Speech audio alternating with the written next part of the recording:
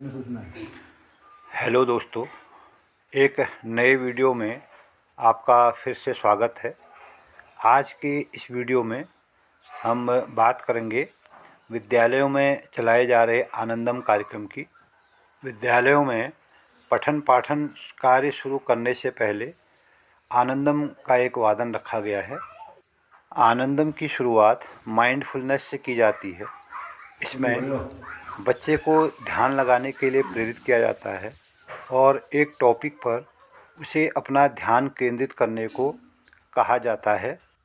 आज बच्चों को वर्षा टॉपिक दिया गया है और इस पर ध्यान देने के बाद अपने अपनी विचार अभिव्यक्त करने को कहा गया है। तो वो हमारे पेड़ पौधों को ज़रूरत तक नहीं पहुंचती है और जो हमारे छोटे छोटे पेड़ पौधे होते हैं उनको भी अपने साथ बाहर ले जाते हैं।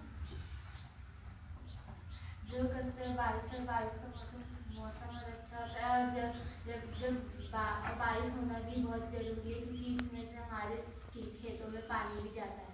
बारिश हमारे लिए आता है क्या? बारिश से हमारी जो फसल होती है वह उगती है और पेड़ पौधे से फूल उगते हैं और जीव जंतु जीवित रहते हैं।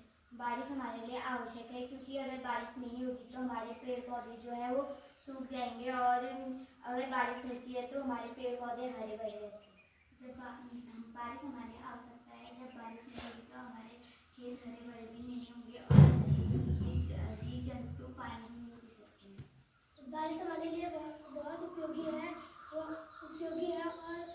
बारिश हमारे लिए बहुत उपयोगी है और दूसरे कामों के लिए हमारे लिए उपयोगी है। जैसे खेतों में फसलों के लिए पानी वर्षा होती है तो वहाँ फसल जल्दी उगने लगते हैं और पेड़ पौधे भी हरे भरे होने लगते हैं और फूल भी आने लगते हैं। और बारिश हमारे लिए बहुत ज़रूरी है क्योंकि जो हमारा पर्यावरण है उसमें चारों तरफ हरियाली हो जाएगी।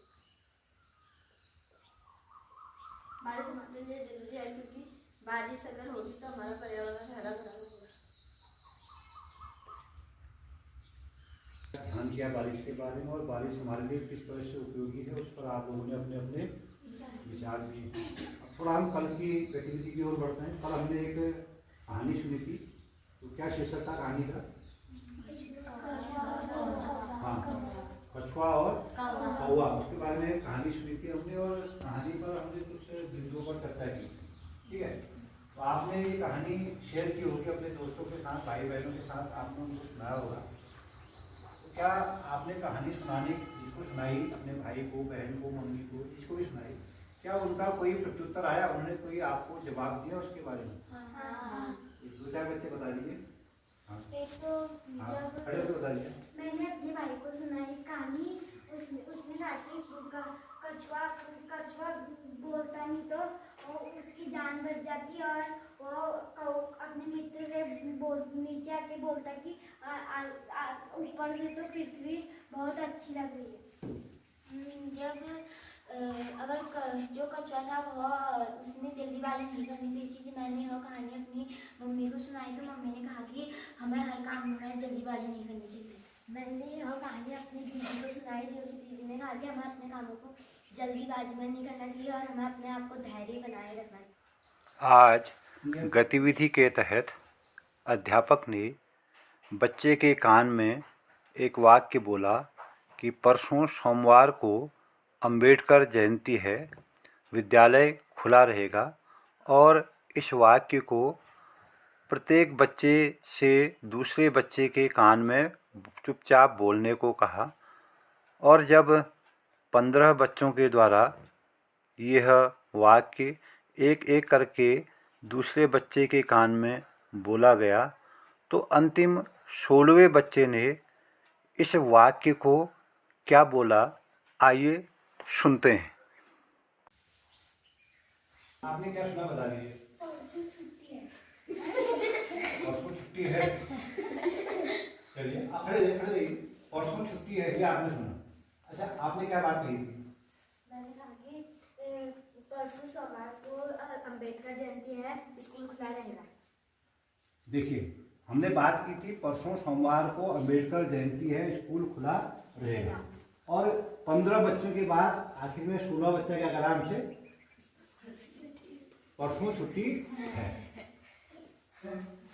ये छोटी सी गतिविधि थी। अब समझा में गतिविधि हमको क्या संदेश देती है, क्या सीख देती है? हर चीज को अच्छे से सुनना चाहिए फिर बोलना चाहिए। हर चीज को अच्छे से सुनना चाहिए और बोलना चाहिए। हमें हर चीज को अच्छे से सुनकर बोलना चाहिए। अच्छे से सुनकर बोलना हर चाहिए। चीज पहले सुनना चाहिए अच्छे से, फिर उसके बाद बोलना चाहिए। अच्छे से सुनना चाहिए तब बोलना चाहिए।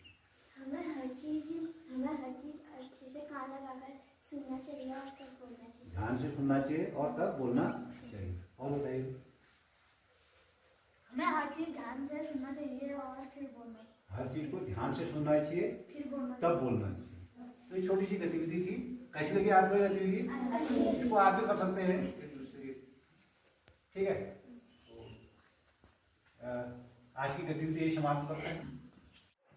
आनंदम कार्यक्रम के अंत में चेकआउट के दौरान बच्चों से पद्मासन में बैठने को कहा गया और आज के पूरे कार्यक्रम का चिंतन करने को कहा गया। इसी के साथ आनंदम का यह वादन समाप्त होता है। धन्यवाद।